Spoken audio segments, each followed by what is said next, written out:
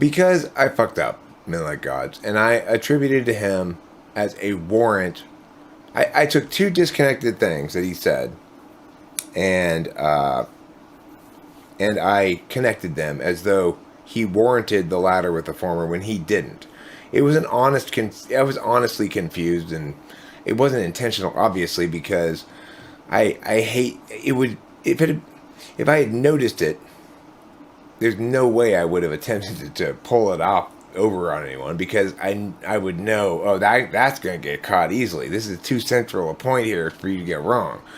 Just like it's a similar thing to the 360 degrees for a triangle mistake I made in that video as well. Except with the Jordan Peterson one, it's much more serious, because fundamentally, by attributing to him an argument he did not make, I am defaming him. And so I am going to take down the videos I put up about him, but I'm not going to take them down until after I put up my correction video and leave them up for a little while in case anybody wants to reference what I'm talking about. And then I'll take them down later tomorrow. And then I'll replace the later one with another one. So the problem here is the one thing I can never be, no matter what, is hypocritical.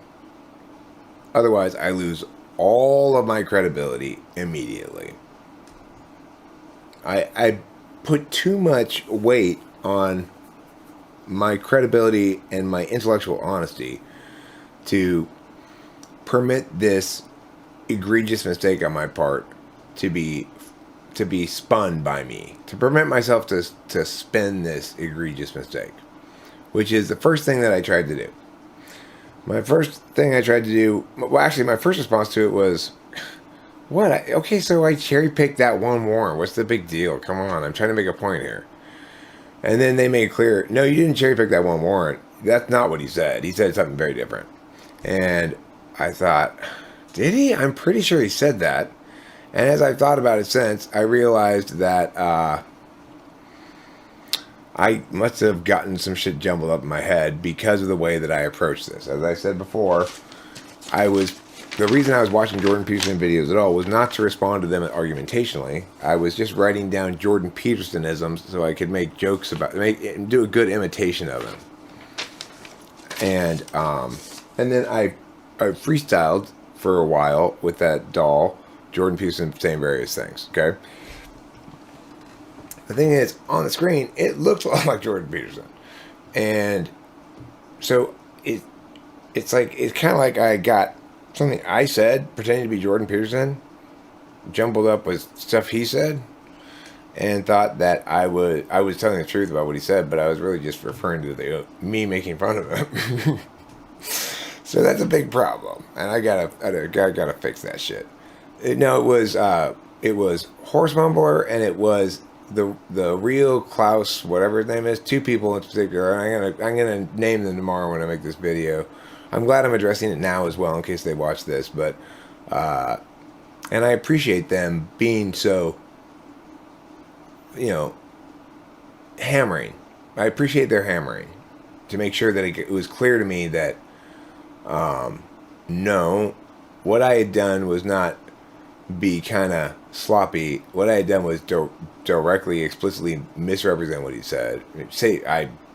What I attributed to him, he did not say. That was Eric who said that.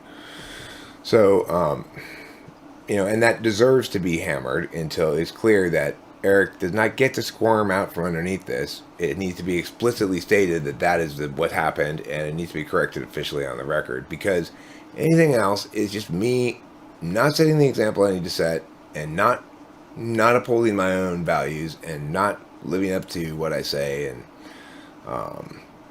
and just being a scumbag. So I'm not going to do that.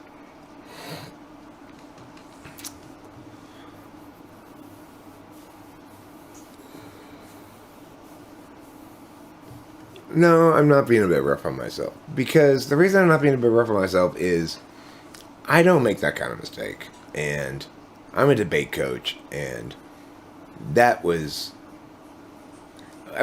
that's like that's like a receiver dropping a game-winning touchdown pass that's right in his hands, It's just, as a professional, whatever you are, you have to you have to hold yourself accountable by being like, you performed unacceptably poorly there, and you don't really get to have any excuses because you're a professional, and that's okay. You know, the nice thing is I'm quite confident something like this is much less likely to happen again because of this incident. You know, so and that's what I always try to. My friend Dave Porter, who was an ISFJ, told me when I was a little kid that when I was sort of beating myself up about something, to chalk it up to experience. And I took to the expression, I liked it, and I've used it ever since to help me